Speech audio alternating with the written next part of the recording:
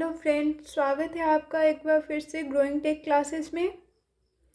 दोस्तों, हमने अपनी पिछले वीडियो में basics of line drawing algorithm के बारे में जाना था कि हम अपने कंप्यूटर स्क्रीन पे जब एक लाइन ड्रॉ करना चाहते हैं तो वो लाइन कुछ पॉइंट्स से मिलकर बनता है। हम पेपर की तरह जैसे हम पेपर पे कोई भी लाइन डायरेक्टली ड्रॉ कर सकते हैं, वैसे हम कंप्यूटर स्क्रीन पे कोई भी लाइन ड्रॉ नहीं कर सकते हैं। हमें उन लाइन को ड्रॉ करने के लिए हमें ईच पिक्सल वैल्यू पता होना चाहिए कि किस पॉइंट पे एक्स वाई का वैल्यू क्या होगा और वो किस पॉइंट पे एक दूसरे को इंटरसेक्ट कर रहे हैं, तभी हम एक लाइन ड्रॉ कर सकते हैं। ठीक है, अपने कंप्यूटर स्क्रीन पे। तो उसका बेसिक्स हमने देखा था और इस वीडियो में हम डीडीए लाइन ड्राइंग एल्गोरिदम के बारे में जानेंगे। ठीक है, तो डीडीए लाइन ड्राइंग एल्गोरिदम क्या है? तो दोस्तों, हमने देखा था कि लाइन ड्राइंग एल्गोरिदम है जिनकी सहायता से हम पिक्सेल वैल्यू, ये जो पिक्सेल्स हैं वो किस पॉइंट पे लाई कर रहे हैं, ये हम लाइन ड्राइंग एल्गोरिदम के मदद से हम कैलकुलेट करेंगे। ठीक है, तो डीडीए लाइन ड्राइंग एल्गोरिदम कैसे वर्क करता है? देखिए, सबसे पहले तो हमारे पास, मैं इसे अलग अलग लिख देती हूँ ताकि समझ में आ सके। ये हुआ केस 1। पिछले वीडियो में हमने ये स्लोप ऑफ द लाइन निकालना भी जाना था कि स्लोप ऑफ द लाइन कैसे निकालते हैं और इक्वेशन ऑफ द लाइन क्या होता है। तो अगर आपने मेरा पिछला वीडियो नहीं देखा है तो प्लीज़ लिंक मैं नीचे डिस्क्रिप्शन बॉक्स में डाल दे रही हूँ, वहाँ से आप जाके मेरी पिछली वीडियो देख लें ताकि आपको लाइन ड्राइंग एल्गोरिदम का कॉन्सेप्ट समझ में आ सके, उसका बेसिक्स पता हो और आप आगे का भी एल्गोरिदम समझ सके। ठीक है, डीडीए लाइन एल्गोरिदम कैसे वर्क करता है ये आपको तभी समझ में आएगा जब आपने मेरा पिछला वीडियो देखा हो। तो हमने देखा था स्लोप ऑफ द लाइन क्या होता है, यानी कि m इक्वल टू हमने देखा था tan थीटा होता है, यानी कि हमारी स्लोप की वैल्यू क्या होगी ये टेंजेंट ऑफ द लाइन पे डिपेंड करता है। ठीक है,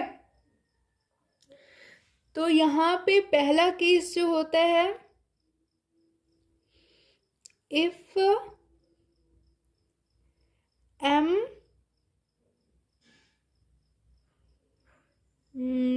क्या है ये तो लेस देन है, m लेस देन 1, यानी कि अगर m 45 डिग्री से अगर थीटा की वैल्यू m लेस देन 1 के लिए, अगर थीटा की वैल्यू 45 डिग्री से कम है तो हमारा स्लोप ऑफ द लाइन क्या होगा, 1 से छोटा होगा। तो इसके लिए हम अलग एल्गोरिदम देखेंगे और अगर हमारे थीटा की वैल्यू ये लेस देन थी, अगर थीटा की वैल्यू ग्रेटर देन 45 डिग्री है, तो इस सिचुएशन में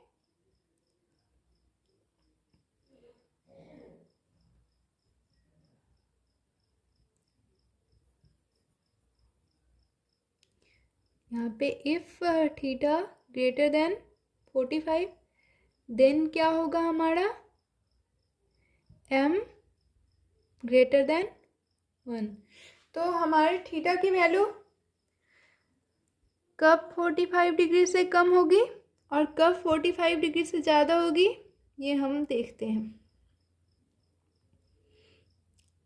हमारा एंगल जब एक्स वाई के बीचों बीच से होके गुजरता है तो उस टाइम में हमारे एंगल की वैल्यू 45 डिग्री होती है। और हम जानते हैं कि जब एक्स वाई कोऑर्डिनेट पे हम कोई एंगल बनाते हैं, तो राइट एंगल बनाते हैं तो वो एंगल 90 डिग्री का होता है, और जब हम उसे हाफ करते हैं तो वो 45 डिग्री का हो जाएगा। तो जब हम हमारी थीटा की वैल्यू ग्रेटर देन 45 हुई, मान लेते हैं कि ये हमारी थीटा की वैल्यू 60 डिग्री है, तो ऐसे सिचुएशन में हमारा स्लोप ऑफ द लाइन क्या होगा, 1 से छोटा होगा। ठीक है, और ये मान लेते हैं हमारे थीटा की वैल्यू 30 डिग्री है, तो इस ऐसे सिचुएशन में हमारा स्लोप ऑफ द लाइन 1 से छोटा होगा, और इस केस में जब 1 से क्या होगा, 1 से बड़ा होगा। ठीक है, तो हम इसके लिए एल्गोरिदम देख लेते हैं। ये हमारा केस 1 का एल्गोरिदम देख लेते हैं। ये स्टार्टिंग पॉइंट हम मान लेते हैं, ये हमारा स्टार्टिंग पॉइंट हो गया x1, सॉरी x0 ले लेती हूँ, x0 y0, और इस एंडिंग पॉइंट को ले लेती हूँ मैं x1 y1। ठीक है, तो इसका एल्गोरिदम हम कैसे लिखेंगे, पहले तो सबसे पहले हम x0 को x से असाइन करेंगे, यानी कि x का वैल्यू क्या हो जाएगा, x0 का वैल्यू जो हुआ वो हुआ, और y0 को हम y से असाइन करेंगे, यानी कि y का वैल्यू क्या हो जाएगा, जो y0 का वैल्यू हुआ। ठीक है, अब हम स्लोप ऑफ द लाइन कैसे निकालते हैं, हमने अपनी पिछले वीडियो में जाना था। स्लोप ऑफ द लाइन होता है, क्या होता है, delta Y by delta X, यानी कि change in Y by change in X. ठीक है, उसके बाद हम क्या करेंगे, उसके बाद हमारा व्हाइल लूप स्टार्ट होगा। ठीक है, अब हम चेक करेंगे कि क्या x का जो वैल्यू है वो लेस देन और इक्वल टू x1 का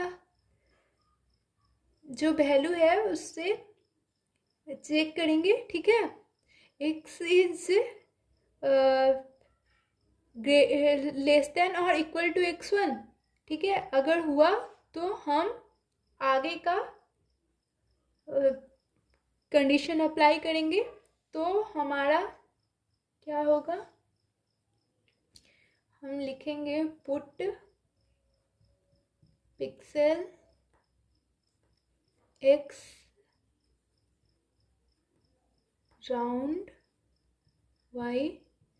ठीक है, कलर यहाँ पे राउंड क्या है दोस्तों, तो हमने बताया था अपने पिछले वीडियो में कि जब हम एक लाइन ड्रॉ करते हैं तो ये जो रेक्टेंगुलर ग्रिड में हमारा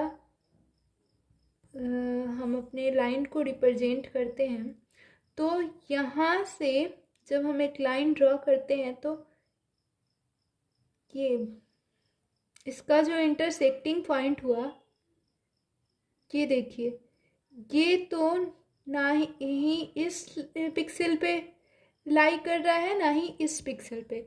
तो ये ऐसे सिचुएशन में हमें एक राउंड ऑफ वैल्यू निकालना होता है।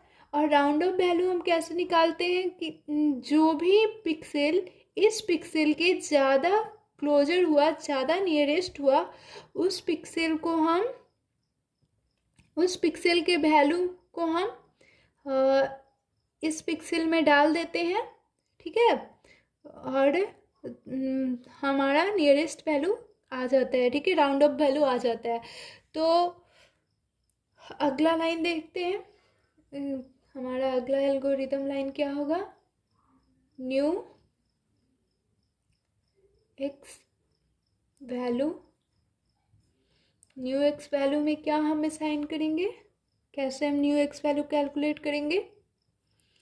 ओल्ड एक्स वैल्यू में हम, ठीक है, ओल्ड एक्स वैल्यू में हम 1 ऐड कर देंगे तो हमारा नया एक्स का वैल्यू मिल जाएगा। और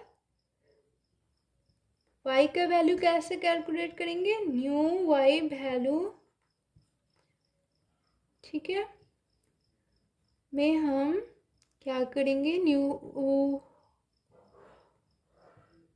न्यू y वैल्यू कैसे कैलकुलेट करेंगे?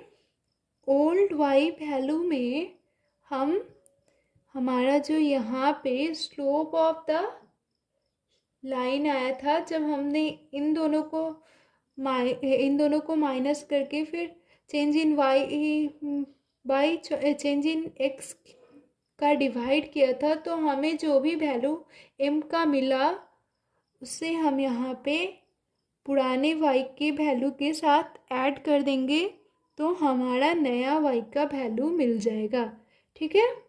ये था हमारा फर्स्ट एल्गोरिदम। किस सिचुएशन के लिए? सॉरी, मैंने तो उल्टा ही लिख दिया। ये जब हमारा m लेस देन 1 हो, थीटा का वैल्यू क्या हो? 45 डिग्री से कम हो, ठीक है, ऐसे हुआ 30 डिग्री। तो इस सिचुएशन में हमारा ये एल्गोरिथम काम करेगा। हम अपने पॉइंट्स को कैसे कैलकुलेट करेंगे? Using this algorithm, okay. तो अब हम केस 2 में देखते हैं कि हम जब थीटा का वैल्यू ग्रेटर दैन 45 डिग्री हो तो हम पॉइंट्स कैसे कैलकुलेट करेंगे? हमारा लाइन, जब हमें एक दो पॉइंट पता हो, स्टार्टिंग पॉइंट और एंडिंग पॉइंट पता हो, तो हम नेक्स्ट लाइन कैसे कैलकुलेट करेंगे? तो एक बात तो क्लियर हो गई दोस्तों कि हम ये, अगर हमारा राउंड ऑफ वैल्यू आता है तो हम नियरेस्ट वैल्यू को चूज करते हैं, ठीक है। मान लीजिए कि हमारा ये एक्स, ये एक्स कोऑर्डिनेट वाई कोऑर्डिनेट में हम जब वैल्यू असाइन कर रहे हैं तो ये एक्स का वैल्यू 2 आया और ये वाई का वैल्यू हमारा कैलकुलेट करने पे 2.8 आया। तो हम 2.8 की जगह हम राउंड ऑफ वैल्यू ले लेंगे, यानी कि 3 ले लेंगे, ठीक है। अगर x का वैल्यू 2 होता और y का वैल्यू 2.2 होता तो हम राउंड ऑफ वैल्यू क्या लेते? 2 और 2 लेते, ठीक है। तो चलिए देखते हैं, जब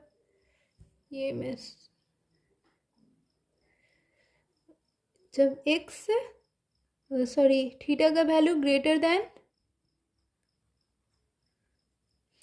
45 डिग्री हो तो हमारा जो स्लोप ऑफ द लाइन होता है वो 1 से बड़ा होता है। तो इस सिचुएशन के लिए चलिए हम लोग एल्गोरिदम लिखते हैं। एल्गो, ठीक है, क्या होगा, ये कैसे काम करेगा। तो सबसे पहले तो जैसे हमने यहाँ पे कैलकुलेट किया था ये सेम रहेगा ये स्टेप। तो हम हमारा जो x0 y0 है, ये x1 y1 है, ये x कोऑर्डिनेट है, ये y कोऑर्डिनेट है, ये हमारे थीटा का वैल्यू 60 डिग्री है, ठीक है। तो हम सबसे पहले x के वैल्यू में x0 का वैल्यू असाइन करेंगे, फिर y के वैल्यू में y0 का वैल्यू असाइन करेंगे, ठीक है। फिर हम slope of the line calculate करेंगे। Slope of the line equal to change in change in y by change in x calculate कर लेंगे, ठीक है। तो यहाँ पे मैंने x1 और x0 का यूज किया है, तो हमें ऐसे ही लिखना चाहिए, ठीक है, ताकि आपको समझ में आ सके। यहाँ भी मैं कर देती हूँ, ये 1 है, ये 0 है, ठीक है दोस्तों। तो इसमें हम क्या करेंगे, हम m1 का वैल्यू कैलकुलेट करेंगे। m1 क्या हुआ, m1 कैसे कैलकुलेट करेंगे। m1 को कैलकुलेट करने के लिए हमारा जो m का वैल्यू आया, उस m के वैल्यू को 1 बाई m का वैल्यू करेंगे, यानी कि तो हमारा m1 का वैल्यू कैलकुलेट हो जाएगा, ठीक है। अब अगला स्टेप क्या होगा हमारा, अगला स्टेप होगा कि y अगर लेस देन y1 है तो हम क्या करेंगे, y लेस देन y1 है तो हमारा लूप चलेगा। और ये कैसे चलेगा देखते हैं। हमारा जो पिक्सेल्स का नए पिक्सेल्स की वैल्यू है वो आ जाएगी, कैसे, क्या आ जाएगी, राउंड अप वैल्यू किसकी आएगी, x की। हमने पिछले केस में देखा था राउंड अप वैल्यू y की आ रही थी, और y की जो वैल्यू है वैसे ही रह जाएगी, और हम जो कलर डालना चाहते हैं वो डाल देते हैं, ठीक है। और उसके बाद हमारा नेक्स्ट स्टेप क्या होगा, हम y के वैल्यू में क्या असाइन करेंगे, y+1, यानी कि y को 1 पॉइंट इंक्रीज कर देंगे। और x के वैल्यू में हम क्या असाइन करेंगे, ये x के वैल्यू में हम हमारा जो slope of the line calculate करने के बाद हमने जो m1 का वैल्यू कैलकुलेट किया था उसे हम x के वैल्यू में ऐड करेंगे, तो हमारा नेक्स्ट x का वैल्यू मिल जाएगा, ओके। तो उम्मीद है दोस्तों कि आपको ये कॉन्सेप्ट समझ में आया होगा DDA लाइन ड्राइंग एल्गोरिदम का। अगर आप ये कंडीशन चेक नहीं करना चाहते तो मैं अपने अगले वीडियो में DDA लाइन ड्राइंग एल्गोरिदम का अलग अलग कंडीशन चेक करने की बजाय मैं एक अच्छा सा एल्गोरिदम डाल दूंगी, जिससे कि हमें DDA लाइन एल्गोरिदम का प्रॉब्लम सॉल्व करने में बहुत अच्छा रहेगा। अलग अलग हम कंडीशन चेक करने की जगह एक ही एल्गोरिदम से हम अपने प्रॉब्लम्स को सॉल्व कर पाएंगे, ठीक है दोस्तों। तो अगर आपको ये DDA लाइन ड्राइंग एल्गोरिदम का कॉन्सेप्ट समझ में आया हो कि हम DDA लाइन ड्राइंग एल्गोरिदम कैसे ड्रॉ करते हैं, हम DDA लाइन ड्रॉ एल्गोरिदम के थ्रू कैसे पॉइंट्स कैलकुलेट करते हैं, ठीक है, तो आप मेरे वीडियो को लाइक शेयर एंड सब्सक्राइब ज़रूर कर लें। अगर आपने अभी तक सब्सक्राइब नहीं किया है तो मेरे चैनल को ज़रूर से ज़रूर सब्सक्राइब करें, ताकि मैं आगे जो भी वीडियो डालूँ उसके नोटिफिकेशंस आपको मिलती रहें, ठीक है। और अगर आप ये नोट करना चाहते हैं तो कर ले, वरना मैंने अपने DD लाइन ड्राइंग एल्गोरिदम की नोट्स नीचे डिस्क्रिप्शन बॉक्स में डाल दिए, वहाँ से जाके आप डाउनलोड कर सकते हैं, जो कि आपके यूनिवर्सिटी लेवल एग्ज़ाम के लिए काफ़ी बेनिफिशियल होने वाला है, ठीक है दोस्तों।